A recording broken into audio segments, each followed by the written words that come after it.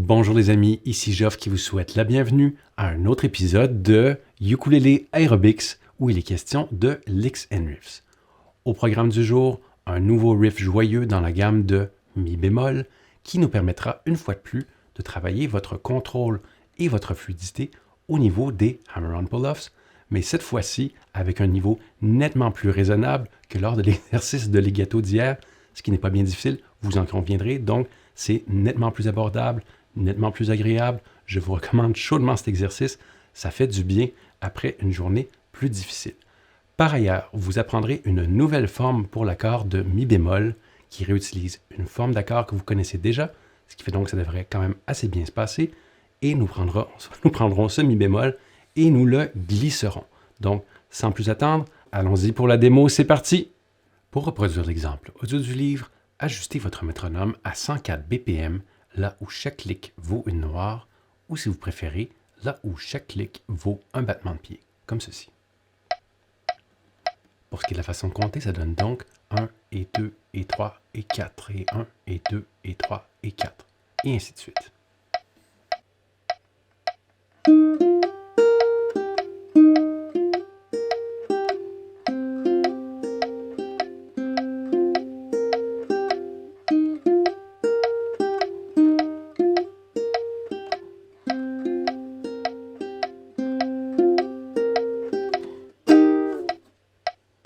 Pour la vitesse réduite, ajustez votre métronome à 55 BPM et activez les subdivisions en croche swing, comme ceci.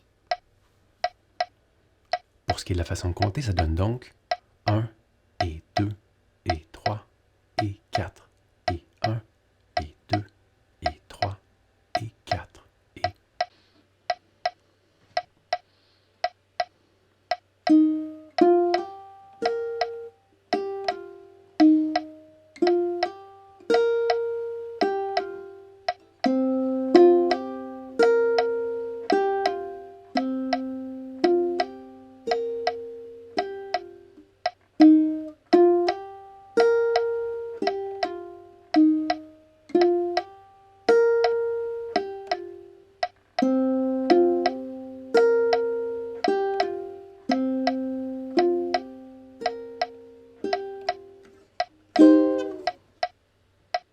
tel que je vous recommande de le faire à toutes les fois où vous abordez une nouvelle chanson, une nouvelle pièce de musique ou même un nouvel exercice, vous devriez vous garder un peu de temps pour faire de l'exploration ou un parcours d'éclaireur, c'est selon. Alors, à quoi ça sert de passer à travers l'exercice sans tempo et sans égard pour les erreurs? Eh bien, ça va nous permettre en gros d'identifier les zones difficiles de l'exercice, mais surtout, ça nous permet donc de faire cet exercice au complet, sans jugement, sans stress, puisque ce n'est pas une performance, c'est carrément de la découverte. Alors voici de quoi ça pourrait avoir l'air ici. Ça commence en première position, donc avec le troisième doigt sur la troisième corde. Donc on va jouer 3. Ensuite, on change de corde pour faire un 3 et on va faire un martelé, donc un hammer-on. Très bien. Et on termine notre course sur la première corde, première case. Alors, puisqu'on avait joué un 3 ici, probablement que c'est plus simple, encore une fois, d'utiliser la fameuse technique du finger roll qui vient écraser le doigt, histoire ne pas avoir à déplacer le doigt comme ça et peut-être potentiellement créer soit des martelés ou des tirés non volontaires. Évidemment, ce n'est pas ce qu'on recherche. On ne veut pas polluer votre jeu. Donc, en gros, allons-y. Très bien. Rendu là, c'est ce qu'on fait, on redescend, alors ça sera 3-1 sur la deuxième corde,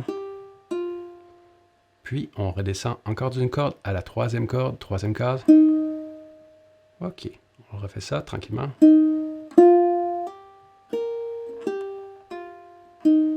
Super. Ensuite, c'est encore le même motif, donc 1, 3, 1, et on redescend. Super. On est déjà rendu à la troisième mesure, ça va vite, mais encore une fois, on se donne la permission de faire des erreurs, de ne pas l'avoir, qu'il y ait des notes qu'on ne veut pas qui sonnent. L'important, on explore et ça nous permet d'identifier ce qu'on va avoir besoin de travailler tout à l'heure. Donc, à ce stade, alors c'est presque le même truc, mais cette fois-ci, ça commence sur la troisième corde à vide, donc. Et c'est le même motif. Donc 1, 3, 1. Et on redescend. Et on revient à la corde à vide. Même motif. Et on redescend. Donc en gros, ce sont ces deux patterns. Alors, le premier étant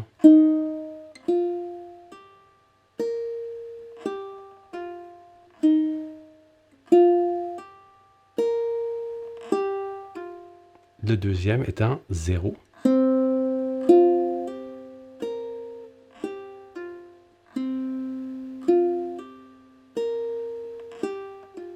Et après avoir répété le tout 2 fois, on termine de façon dramatique en faisant un barré à la troisième case, donc un mi bémol sixième. Alors, peut-être un peu plus vite que ça, mais surtout, si on remarque la partition, il faudrait glisser. Donc, ça donne ceci. Encore une fois. Ça prend quand même un peu de pratique avant d'arriver à relâcher la pression afin d'avoir cet effet. Donc, si vous avez remarqué, à ce stade, je n'ai pas du tout parlé de rythmique et c'est volontaire. Lors de l'exploration, il n'y a aucune préoccupation au niveau de la rythmique. On fait juste, dans le fond, voir le chemin que parcourent les doigts et voir les techniques dont nous aurons besoin et identifier le cas échéant là où nous aurons besoin de travailler un peu plus fort. Et lorsque vous remarquez qu'il y a des zones qui sont un peu plus difficiles, plutôt que de toujours recommencer depuis le début, comme j'en ai déjà parlé, je vous invite fortement à isoler cette section, à la ralentir, à utiliser l'approche élastique. L'idée, encore une fois, de limiter votre temps, puisque après un certain temps, votre main va se fatiguer, surtout avec ces mini-barrés. Donc, allons-y du côté de la clarification rythmique. C'est parti.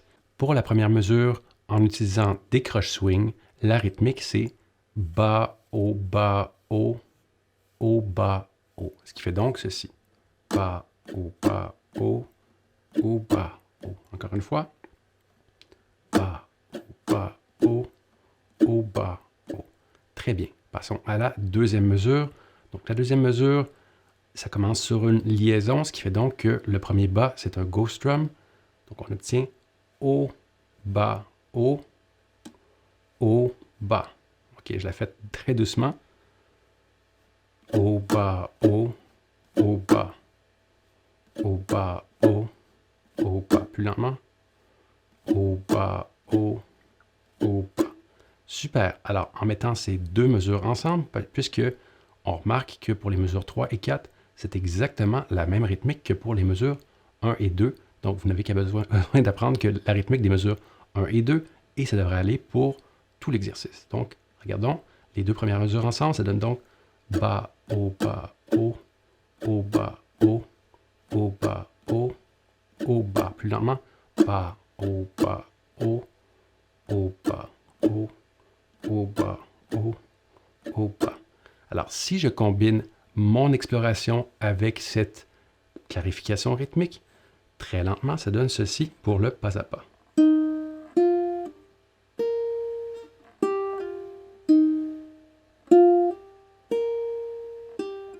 Et on enlève le doigt.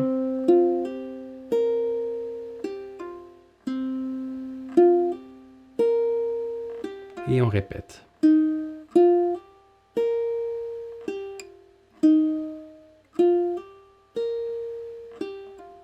On enlève le doigt.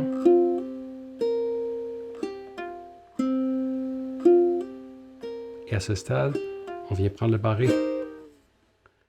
En terminant, j'ai deux petits conseils à vous donner afin de vous aider à maximiser votre plaisir au niveau de la mise en pratique de cet exercice. Alors, premier conseil, au niveau du riff, la première moitié du riff, donc les deux premières mesures, vous pouvez utiliser cette première moitié du riff à toutes les fois où dans une chanson, vous retrouvez un accord de mi bémol, donc vous pouvez carrément substituer l'accord gratté par ce riff. La même chose donc pour la deuxième moitié, vous pouvez utiliser cette deuxième moitié du riff à toutes les fois où vous retrouvez un accord de Do mineur septième. Pour ce qui est du deuxième conseil, je vous en ai déjà parlé brièvement auparavant, mais je vous recommande très chaudement de vous procurer l'application iReal Pro. Pourquoi? Parce que cette dernière vous permet de générer des pistes d'accompagnement personnalisées, donc avec les accords de votre choix, à la vitesse de votre choix, donc au tempo de votre choix, mais surtout dans le style musical de votre choix. Afin de vous donner une idée, ce que j'ai fait, c'est que j'ai créé une très brève piste d'accompagnement pour l'exercice d'aujourd'hui. Bien entendu, vous pouvez la télécharger dans la description ci-bas. Pour ceux et celles qui aimeraient que je fasse un tutoriel qui vous montre comment utiliser Aerial Pro, laissez-moi un commentaire et il me fera plaisir de m'exécuter. Sur ce, je vous souhaite une excellente journée et on se revoit demain pour la journée Méli-Mélo. Bye tout le monde!